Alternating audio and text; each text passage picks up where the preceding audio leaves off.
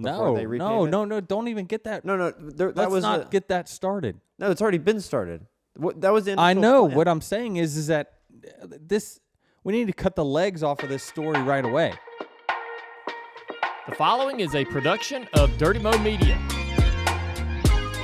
What's up, guys? Welcome to Action's Detrimental All-Star episode with my all-star co-host, Jared Allen. I'm Denny Hamlin, driver of the 11 car for, jeez. Joe Gibbs Racing. Let's not get that started. Wow, what a weekend at North Wilkesboro. It was a fun week for sure. I was a big fan for most of the week, watching all the late model races, the truck race, all that, and then we had some practice and heat races and all-star race on Sunday. So I hadn't seen that place other than driving by it many weeks on my way to Diamond Creek and Banner Elk, a golf club I'm a part of that's awesome. And you always used to see just the old Winston signs, and I never knew what was actually in there other than pictures I'd seen on social media. But a great place, great short track field. Did you see? I can't remember who posted it, but pictures of the I guess what is now the media center, which was the I don't know where the driver's lounge. No, or maybe what's now the driver's lounge. But a couple years ago, it was an abandoned. Yeah, I saw it. Yeah, and it had like gurneys in there and stuff. Yeah. What am I trying to think of?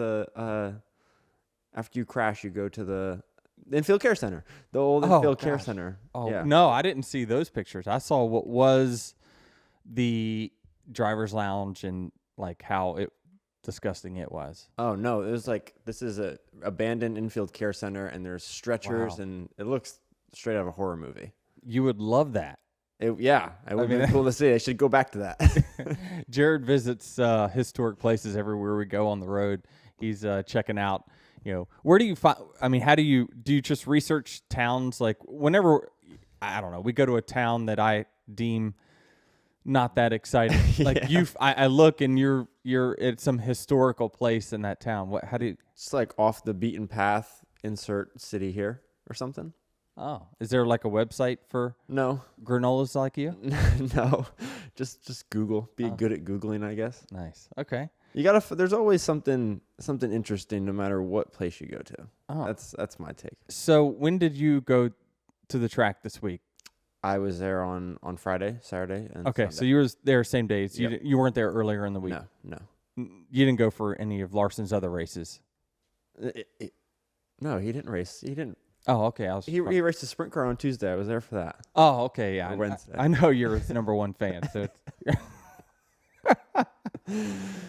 no. Listen, this is fun because we're talking about going back to a racetrack we haven't been to in 25, 26, 30 years, whatever it is, and it was cool. So the atmosphere was second to none.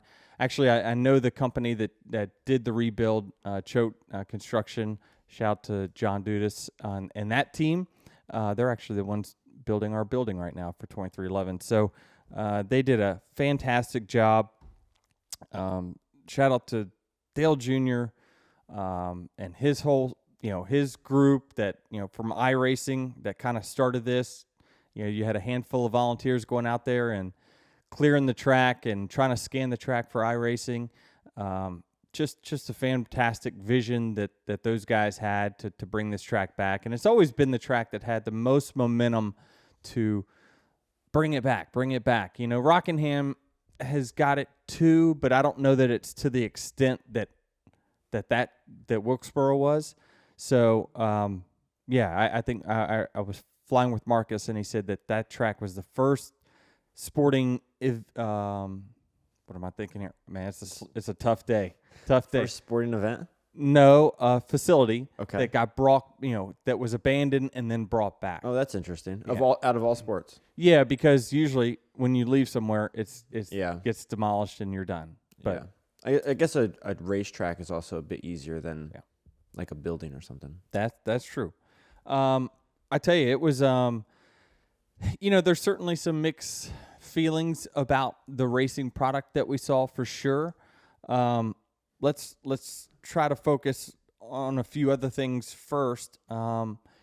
I'd say that, the truck race I thought was, fairly exciting, I guess you could say. There was quite a few cautions there. Again, it's very hard to think when you see a truck race or a late model race, whatever it is, that the Cup race should be the same, because the talent in the Cup field is just so good that they don't make the mistakes that the lower series do. So you don't have as much crazy action. Now, on some racetracks where we're going for it and whatnot, like you could argue that it goes the other way. But yeah, it's just it's a racetrack that really forces you to be smooth and methodical, and with that, you're more racing the track than you are the other cars. And so when you get into those situations where you're racing the track more than the cars, you're going to not have as much attrition, not going to have as many wrecks just because. Now, when you look at the All-Star Open, again, you had a transfer spot, so people knew it was do or die situation. So they're pushing as hard as they could. You look at the Ty Gibbs and the McDowell situation. McDowell made some great moves on the outside on those restarts and did a phenomenal job. He gained a row or two just about every time, but he saw an opportunity he had to get in that hole. Like, he knew that was his race to get in line and then give himself a chance to then get to the top two. He gets in there. Ty didn't want him to get in there, but he had already cleared himself. McDowell did, and Ty just kind of kept bumping him into the corner. And at that point, he gets him up the track. Haley's up on the outside, and so Ty jams it in there. Well, then McDowell's got nowhere to go, so I think he was a little upset with Ty, so he hung a left. He got loose and then took out Haley with him. So that was just normal open racing, I believe. I don't know that I really place a ton of fault at anyone. I think even McDowell kind of took it, fairly well at the end of the race in his interview, talking about, in the end, hey, this is short track racing. We're all fighting to try to get into the All-Star race. Now, I mean, he did say some other things, but I wonder, can we bring up again that on the radio he says, "Fix my car so I can go out there and fix this"? They did not do a very good job. Race manipulation. Ding ding ding ding ding. NASCAR, let's try to be consistent here.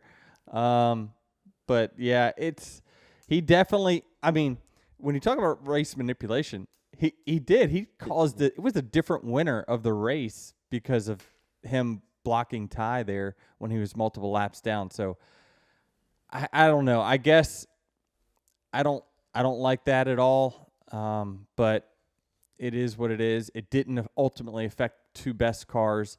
Eric Almirola was close, but I think he was car 2.5 of the All-Star Open that didn't make it. So I thought the two best cars made it, so at least that was fine. Yeah, McDowell played it off well afterwards. He said, "No, I just wanted to let him know that I was unhappy with him." Yeah, yeah. I think that racetrack really changed quite a bit when they did the patchwork. I talked to Tyler Reddick a little bit, and he kind of looked through his notes from testing. And before they had all those patches, the tire fall off was quite a bit more than what we had during the race, because that strip around the very bottom of the racetrack was so grippy that you had to be in it. And when we look at where does this racetrack go in the future, I'm probably an advocate of it needs to be repaved, but I think we could do a really good paving job to that place. And I only say that because and I'm the last person, because of kind of how I drive and how I like to conserve tires. I'm the last person who likes new pavement, but I think you can. I mentioned it on Twitter. I think you can do some things with the pavement to really make it aggregate, really put a lot of rocks in the surface to make it wear out tires. and still have a good new surface. I mean, we don't want to get into a place where it rains and the next thing you know, we've got. I mean, they couldn't even have jet dryers out there. If you notice during the heat races, like we got the crappy end of the stick because we were the first race, and so we had to race on rain tires the whole first race. And the surface just too beat up for. Yeah, you can't run to a jet heat. dryer on it because it'll blow the racetrack up. So Interesting. I actually did not notice that. well, I didn't know that was the reason until I had, like, I'm texting Nelton Sawyer right before the race. I'm like, hey, can we just wait 30 minutes for this track to be dry? And that way both races have equal amount of practice. And, you know, at the time he told me that we're not planning to go green if it's wet. I'm like, okay, well, that's good. You're just going to use this to dry the track. Well, it took about 5 pace laps and we were green flag. I'm like, he lied to me, damn it. So I think that was a bad shake for the guys in the first heat. In case you were wondering, first 3 cars were all 3 cars that got a real practice session the night before. They were all in the second heat. They all got to race the dry tires in their race. So I know certainly from my car's perspective, my car changed a ton from practice to the race because of the conditions. We practiced during the day. We raced at night. I would have loved to have had a practice session in our heat race, but we just got bad luck, I guess. And so what can teams learn from that? Because they did run the first half the race on the slicks, and then they put on the wet I think tires. they went the other way, right? They started on wets and then went to slicks for the second. Maybe I'm wrong. You might. But either way, the whole race is not run on slicks with a pit cycle in the middle, what are you learning from either side of that? Well, what you're learning is, you know, if it's rain tires, you're not learning much. I mean, we didn't put a whole lot of because you didn't run them anyway. We didn't put a whole lot of bank into how do we need to adjust our car for wet weather tires on a dry surface, because our surface was dry pretty much the whole race. The racing group was, and we had to run wet tires all 60 laps. So that was a bummer for sure. And then, you know, the second race with them, you know, they got to actually say, okay, well, what did we learn from the 30 laps or so that we ran on slick tires? So, you know what? I know for a fact it was the very first run. You're right. Slicks and then wets, because wet weather was coming, but it never really actually came. So it was a very in-between moment. Now, again, it started our races on time, and there's value to that for NASCAR and the TV partners, so we can't overlook that for sure. But it was definitely an unfair advantage for the guys that got to race actually in the slick tires. So going back a little bit, talking about these tires, Goodyear actually gave you a shout out and said that you were correct and that they could make a softer compound for future races that would wear out more, something like they're doing for New Hampshire. Yeah, so this goes back to probably 3 or 4 episodes ago where I talked about, you know, the drivers and NASCAR and Goodyear all coming together and talking about how can we make this better. I am now more certain than ever that Goodyear can fix our competition problem. Without a doubt. I believe that the tires are the biggest factor in our competition. NASCAR and the team spend so much money. NASCAR spends money on research and development. You know, we've got another aero package that we're gonna explore in the future. Like, all that costs so much money. I mean, millions of dollars to develop all this, and then you got to have new parts. And us as race teams have to like say, okay, well, it's going to be better, so we're going to have to just take the brunt of the cost for this. And what we saw was that the rain tires, while they were different in the sense of you thought that they were going to fall off more because they get hot, especially on a dry surface. They fell off less, but there was more lap time variability. So what I saw is we have a chart on our time and scoring that shows passing positions exchanged, right?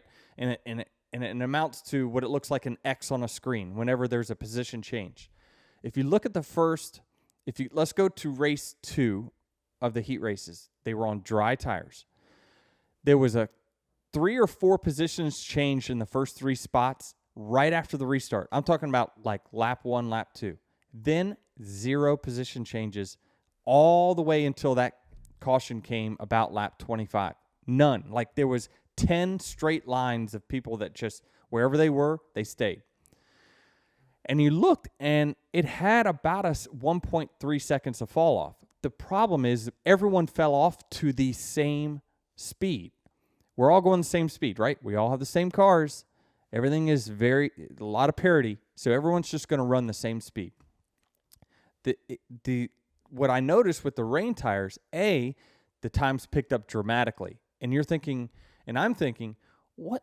That makes no sense to me whatsoever. Why is a tire that has less contact patch faster than a tire with more contact patch?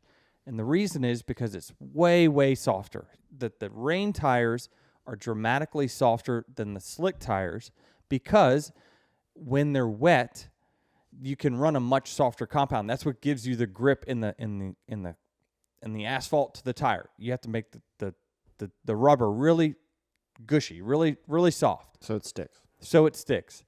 And actually, if you looked at lap times, the fastest we ran all weekend, everyone was when they had rain tires on. So that says, well, wow, the tires are a lot grippier with rain tires. Then I started paying attention to the race itself, and I'm looking, and guys are able to run right on each other's bumper on the rain tires. And then this brings me back to a conversation of why we're getting so aero tight or aero loose behind other cars. I mean, I noticed it in the main event where if I drove the second right away, and then I sat behind the 99 for a few laps, and my stuff just burned slam up. Like it was, I came to them, and then all of a sudden my car just picked up out of the racetrack, and it felt like my tires were 80 laps older. Goodyear said to us during a meeting in Charlotte, I think this was last year or the year before, we were talking about why is it that when we get behind other cars, our tires just chatter. They don't even slide anymore. They just chatter, and it feels like we lose all grip. And it's because there's a saturation number in the tires. So they said that saturation number has gone up. So the saturation is basically, now this is super uneducated, but it's like you have to load the car. The car has to have a certain amount of saturation load in the tire to the track for it to get the grip that it's built to have. Now, when you have air taken off of your car, there's not as much pushing down onto the tire, so it's not saturating it as much, and therefore it just skims across the top of the surface. So that is the advantage that the first car has, is he has all the air on the car. It's making it stick to the track. It's pushing the car down into the racetrack and saturating the tire to give it actually more grip. And when we get behind, air comes off the car. No longer do you lose downforce just generally in the car, but the tire loses a ton of grip because you're not saturating it. So I think that there has to be a much lower saturation number in the rain tire than the slick tire. But now this is a mold of how can we make our slick tires better? Because I think that, is this as much about fall off? Is it just about making so it's not such a detriment for the second place guy or then the 10th place guy?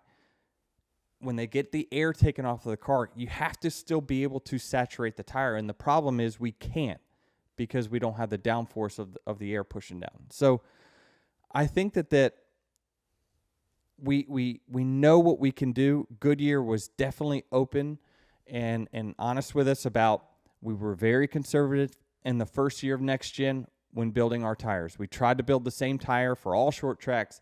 Let's be honest, all short tracks are not built the same. You know, we were racing the Phoenix tire at North Wilkesboro. In case you didn't know, Phoenix is not one of our best races either. I think we have to really work on our tires a lot. And I think Goodyear's well aware of it. They even said, publicly that we are aware that we need to go softer. I just hope that the saturation numbers that they have, that I know that they have the data on it, they start bringing that number down so it doesn't hurt the guy that has less downforce. He still has the same amount of mechanical grip in his car as the leader. That will make our racing better, because I noticed with the rain tires, Brad Kozlowski was literally pushing someone around the racetrack, all the way around the racetrack for laps. And I'm like, wow, look how close he is to that car. Like, normally our car would just slide up the racetrack if we were on the slick tires. But yeah, it's the tires can fix most of our competition issues and not aero packages. So I have a question / reaction to all that, and hopefully this comes out and is understandable. In the truck race, or in any truck race for that matter, or Xfinity race, it's usually pretty good, right? Because you have such a difference in the skill level of drivers. You mentioned it. And equipment. And equipment. Mm-hmm. Okay, well, we can't fix that in the Cup Series, so take equipment out of it. Let's just say it's just driver skill. So like in the truck race, you had Larson. He's at one end of the spectrum. And then whoever else is at the other end of the spectrum. If you had the perfect tire in the Cup Series, could the tire and the tire wear and the tire fall off and how the driver manages all that create that wide of a spectrum in driver skill that we have in the Truck Series? Yes, without a doubt.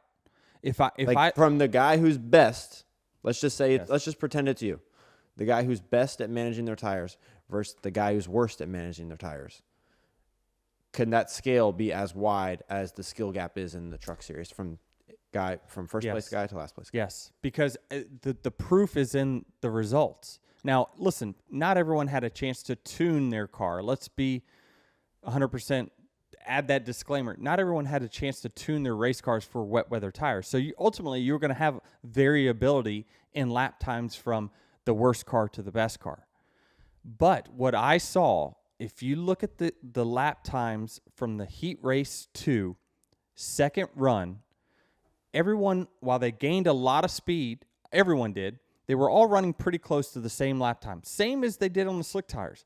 But then, right at lap 25 on the rain tires, the field started splitting. I looked in the lines, so we have graphs that have lines, and they show it on TV quite a bit of, the lower the line, the faster your lap time is, the higher your line, the slower your lap time is. And I looked in all 10 cars, it was spread out like spider's legs. Like they went from all running the same time to all of a sudden everyone was running dramatically different times. And it was because the tires were starting to wear out. We were starting to get to, the treads were wearing off, and then it was getting to the bald part of the tire. And the bald part of the tire is really, really hard. So then you lose a ton of grip. So right before the end of the race, we were about to have a ton of position changes. Clint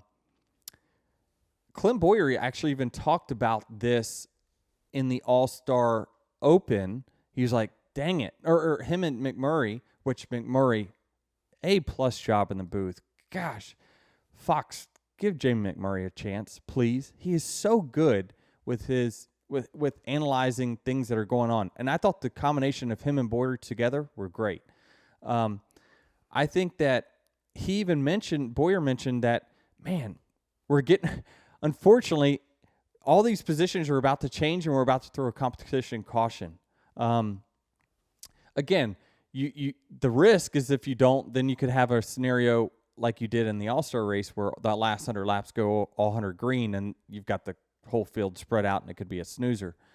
But it just shows that once the tires start wearing out, that's when you get a ton of variability in lap times from the good guys to the bad guys. Now, what this means for me as a driver, right? And I believe we need to have tires that do wear out.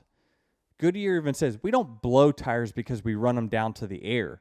Eventually what happens is we get them down, we wear all the rubber off of it, then it gets to the hard part, and then all of a sudden it starts unwinding. And as a driver, they start cording. Yep.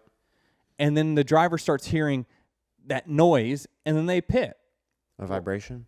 Yes. So they get a vibration, or it makes All these words that they say on TV for people who aren't following. But what happens then is now I have the option as a driver to make a decision. It's a restart. The tires wear out after lap, let's just say 50 laps, they wear out, or 60 laps. That's if you're running all out. All out, they're going to wear out in 50 laps. There's a 100-lap segment, or I could slow my pace down and make them last all 100 laps. I have a decision to make as a driver. Do I push right here and try to pass everyone I can, get all the track position I can, and then cross my fingers, I hope a caution comes out because that's going to save me? We're all going to pit, and now I've got track position. Or do I be patient and say, man, I think maybe this race is going to go green, so I'm going to just hang out here and make my tires last the entire distance of the stage?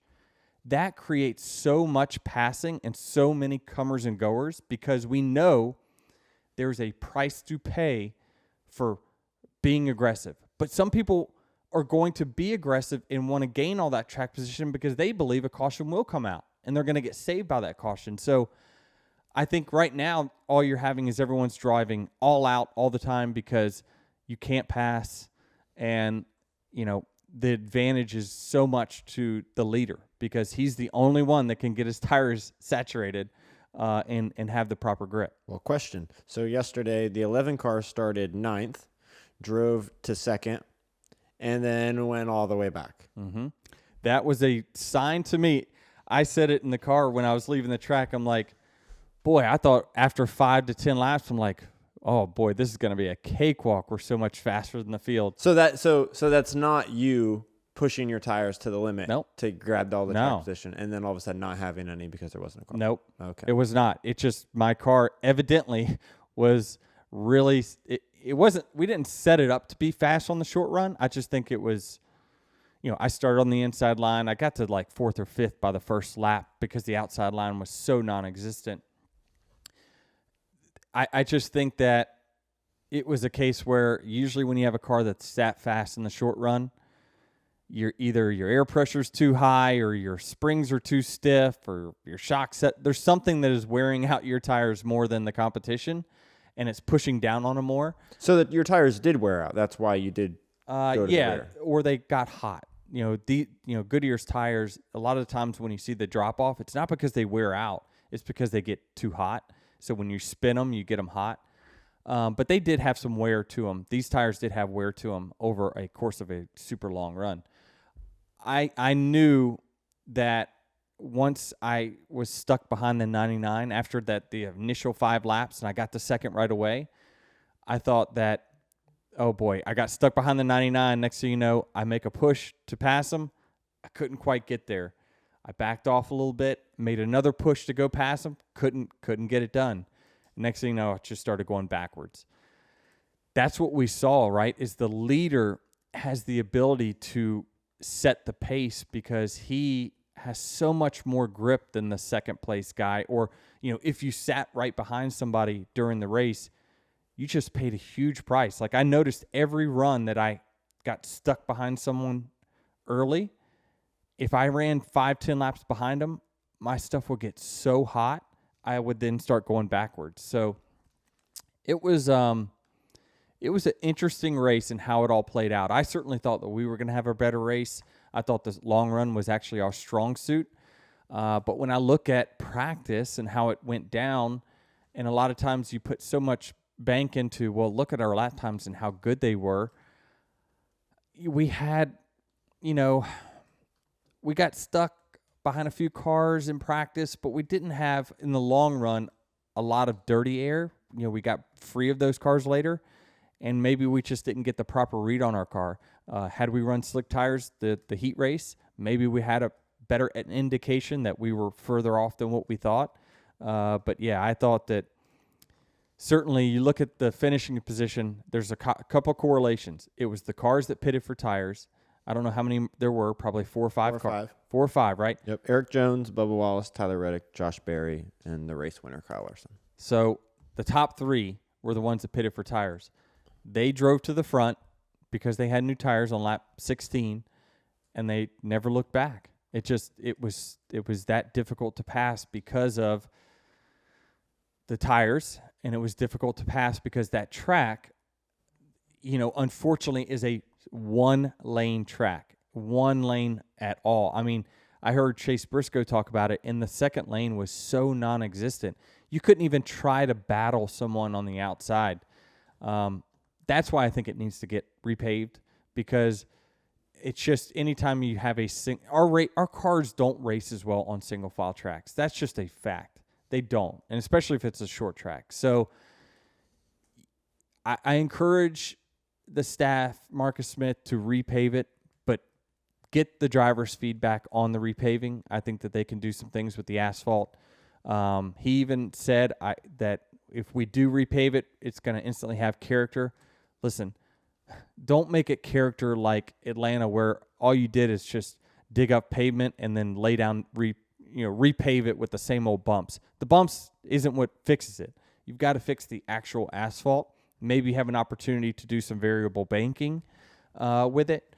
I understand there's a little cost associated with it, but if you have really good racing, I mean, it pays for itself. People come back. The storylines afterwards, it's all just positive stuff. So SMI, please reach out to the drivers on this one and let us help with, coming up with a surface and a track type and a track banking that will help you have the best racing possible after a repave. I don't think, in my opinion, the option of not repaving and doing nothing is the right one, because it's just going to make us race the racetrack too much. Again, we can't even remotely battle side by side with anyone. You have to just, if they get position on you, you got to let them go, and you got to try to find a hole. So you're not going to have any wrecks when no one races side by side. So Kyle wins the truck race on Saturday, and then despite starting at the rear after having a penalty on pit road after he pitted for those fresh tires, he was the only driver that was able to drive through the field as quickly as he did, right? Tyler Reddick and Bubba Wallace ended up finishing behind him, but Kyle was to the lead 20 laps before Bubba got to second. Well, there was no question, right, that Kyle had the best car or he was the best driver, one of the two. Chase Elliott said that. They're like, how does that happen? He said, well, it's either the driver or the car, one of the two, right? So I think that Kyle is a very actually underrated talent on worn-out racetracks. I think for a while there, he definitely was one of those guys that would wear his stuff out quick, and then he would drop an anchor when it comes to long runs. But, man, he just flat wore the field out. I love his tweet with Bloomquist saying, if they didn't put me to the back, we would have lapped the field. That's just awesome. I hated it from my standpoint because, I was one of the guys taking that beating by him all race long. But, this is sometimes you have a blowout, and we had a blowout this week. And so we just got to suck it up. We got to talk about the positives, and that was that crowd was amazing. Even the crowd that came out just to watch us do 10-second pit stops for qualifying was amazing. And so hats off to the team. One thing I will say, though, is that my friends were a little disappointed there was no beer in the infield. So they said that they just kept walking circles on top. Can you get trapped in the infield once the race They got trapped. Yeah. Let's try, when we do the repave, let's dig a tunnel. Or a bridge. What's easier, a bridge or a tunnel? I don't know. But certainly it'll be a cost decision on that one for sure. But yeah, it was cool. I mean, I felt like I was at a local short track. So hats off to the fans. Saw a awesome brawl in the front stretch, evidently. Yeah, I saw that online. Not that I encourage fighting, but hey, sometimes it happens. What else? I mean, 2311 had a great race. Finished second and third. They were strong. Yep, they did. They beat up. Bubba was best of the rest, he said. Yeah. I don't know that I love his whole louvers comment after the race, but yeah, that story here nor there. But I think that Yeah, JGR, I guess a letdown for us. All of our cars kind of finished 9th to 13th. Definitely not what we anticipated after practice. Again, that just tells me that it's not just us that missed the boat when it came to adjustments for those conditions. We all just missed it. Yeah, I thought it was interesting to see in the truck race, Ross Chastain just pull over for Larson when he got to him.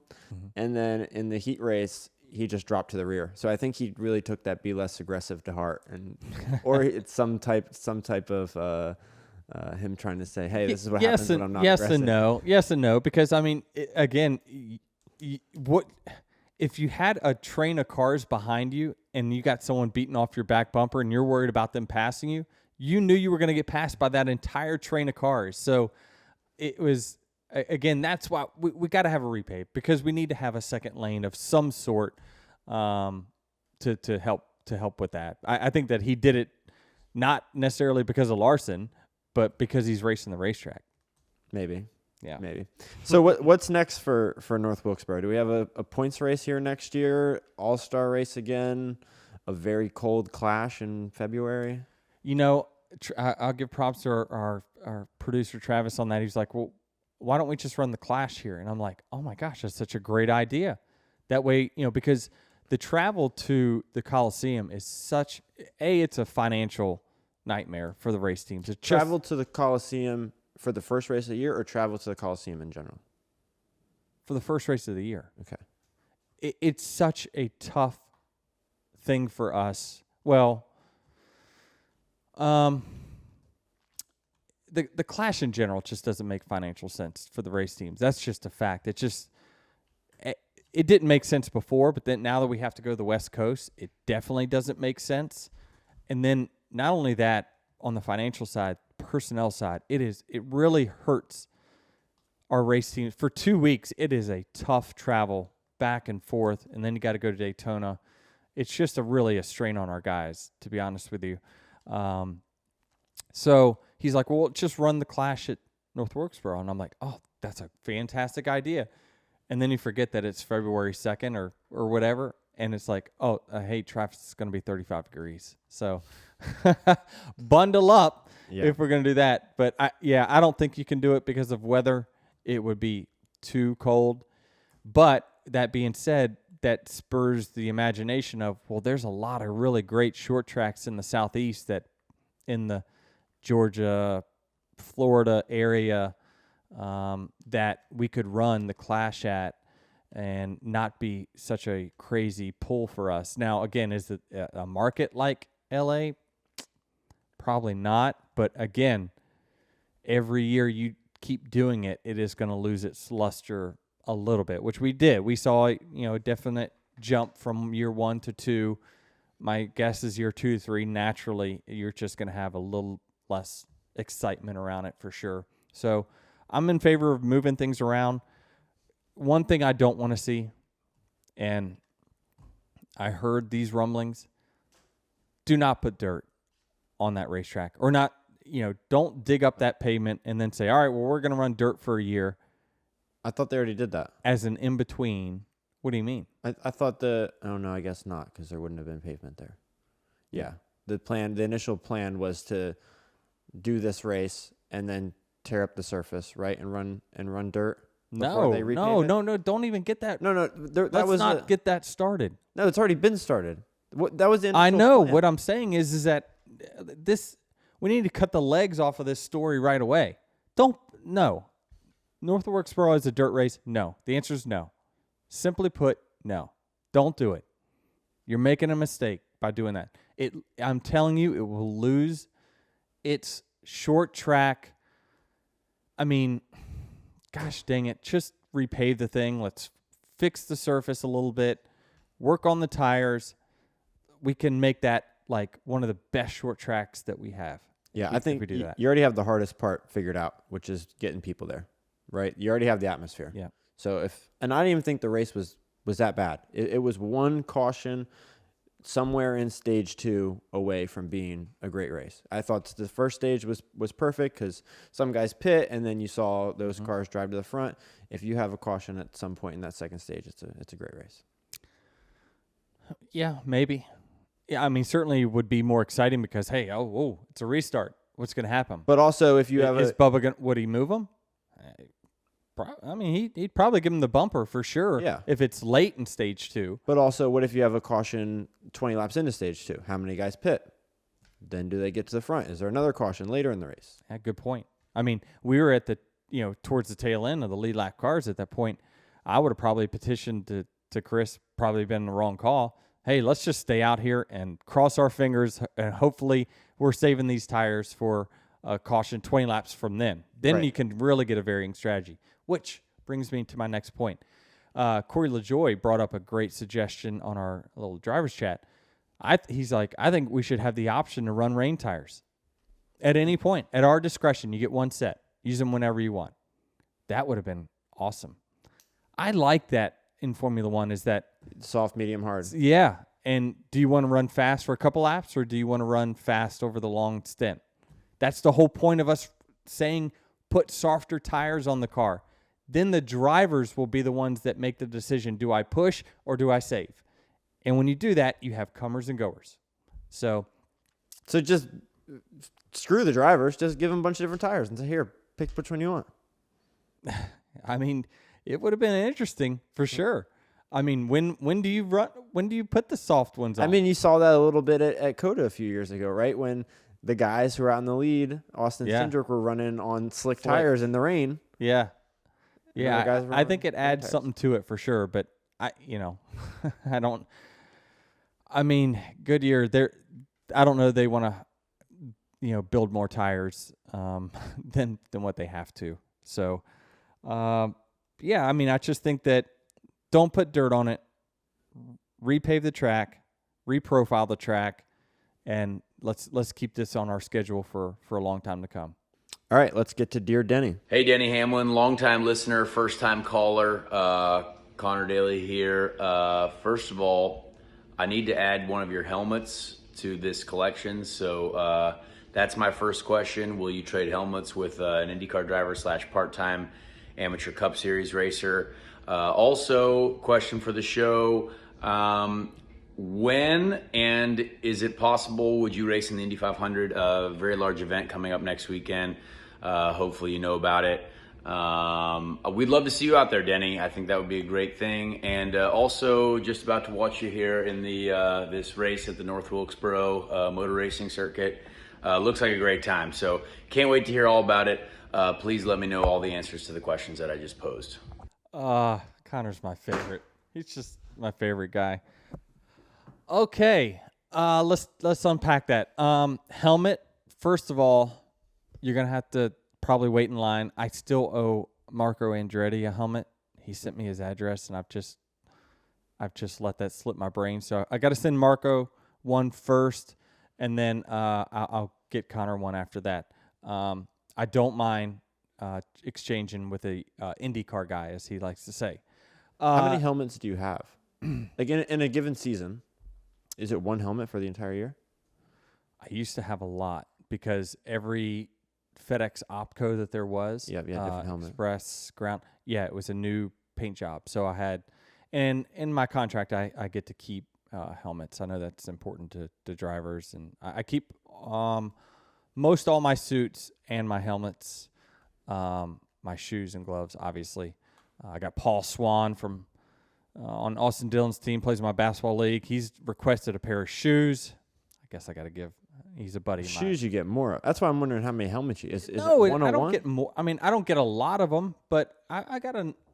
Don't give me that. Don't roll your eyes. You got enough shoes. It's difficult for me to get a lot of different. Like I want a lot of different colorways. I like my racing shoes, so I don't want to get off on a different path on that because it does take a long time to manufacture a new design. Now they can do different colorways pretty quick, but so I owe Paul Swan a pair of shoes.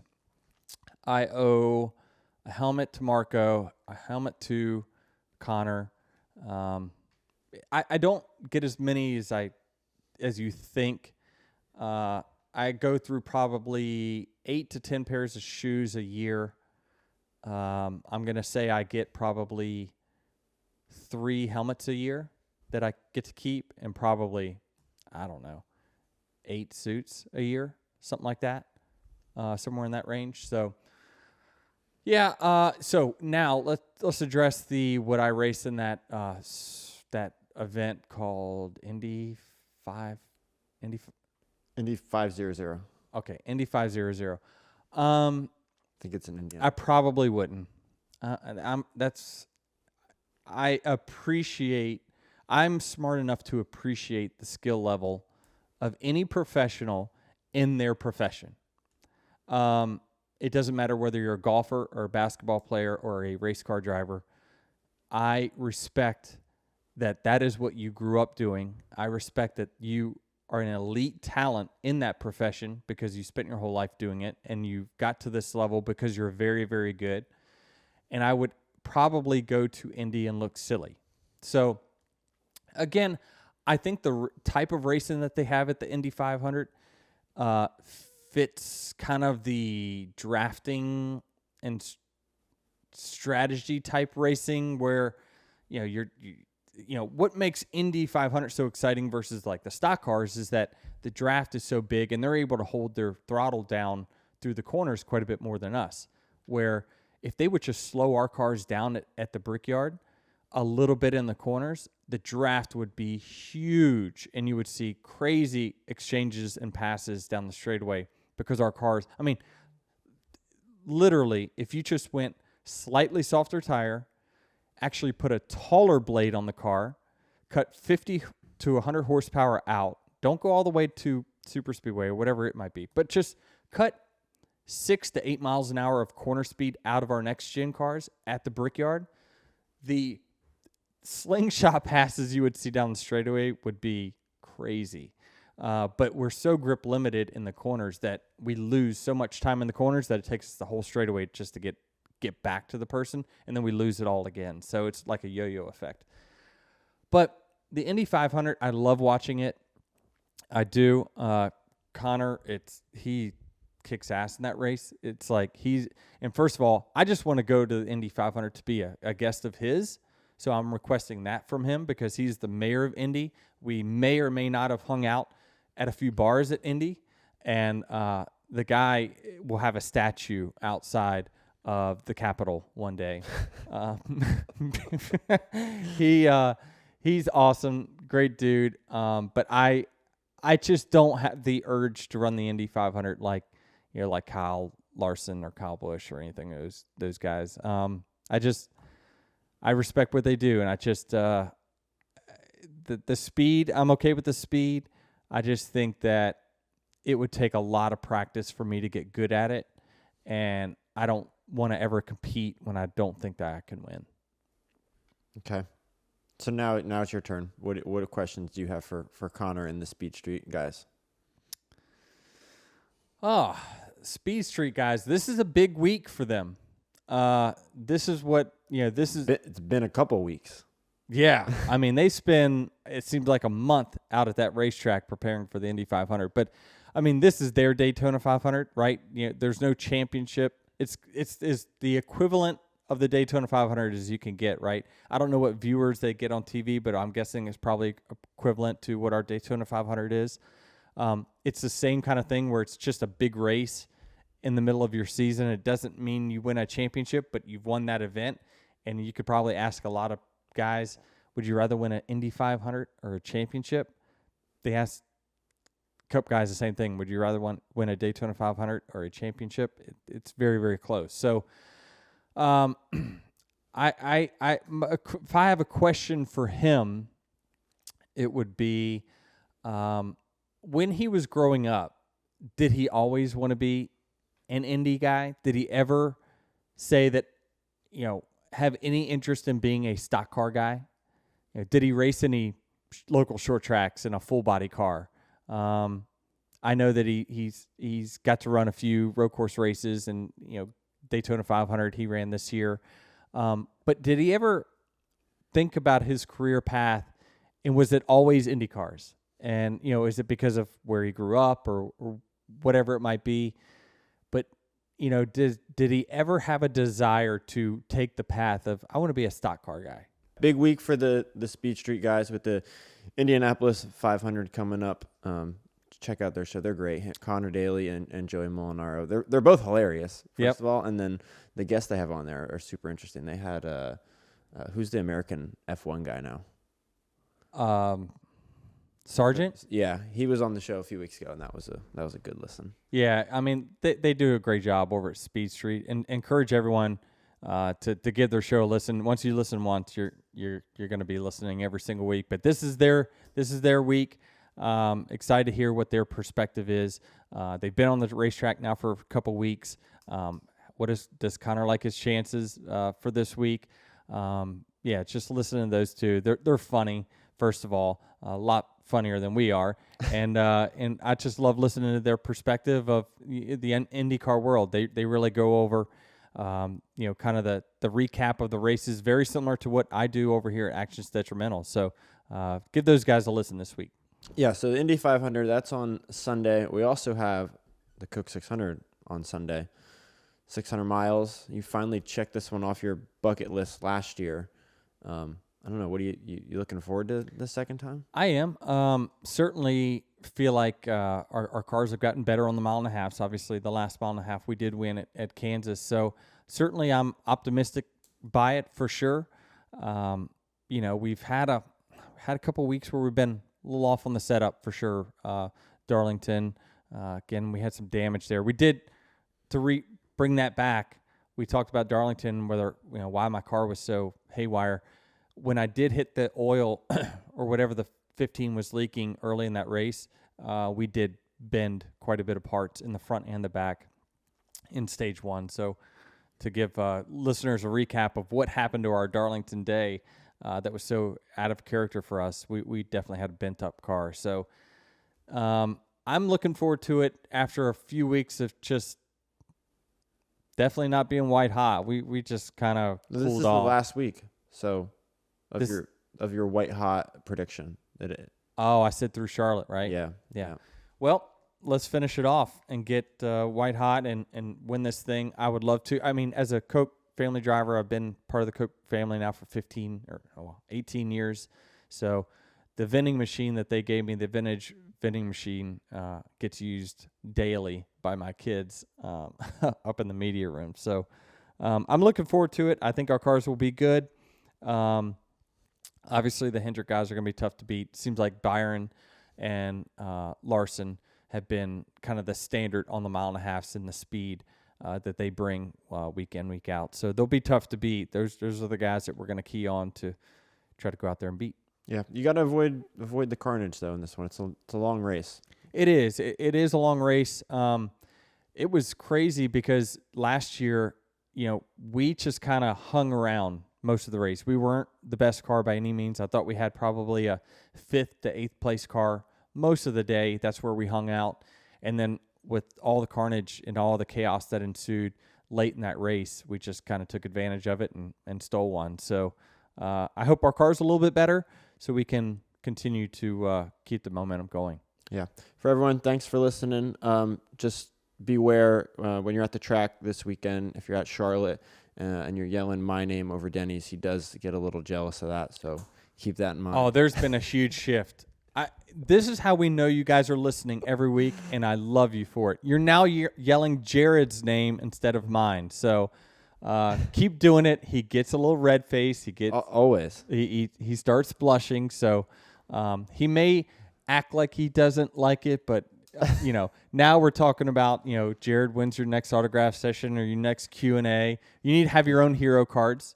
Maybe we put that. We have Tyler carrying not only my hero cards, but maybe you can get the little pocket ones that Joe carries. Back pocket. Yeah, and you can just grab one, sign it, and hand it out to anyone that yells your name. That'd be funny. They love you, Jared. Number 520, purple vest team.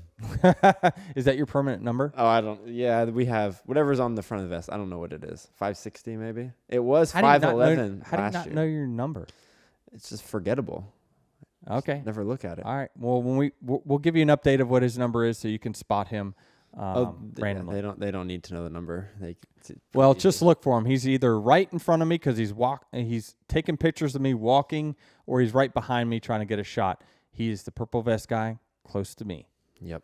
Anyway, follow on all social media platforms at Dirty Mo Media, at Denny Hamlin, at Jared D. Allen, and then follow, subscribe wherever you get your podcasts. Let's do it. Check out Dirty Mo Media on Twitter, Facebook, TikTok, and Instagram.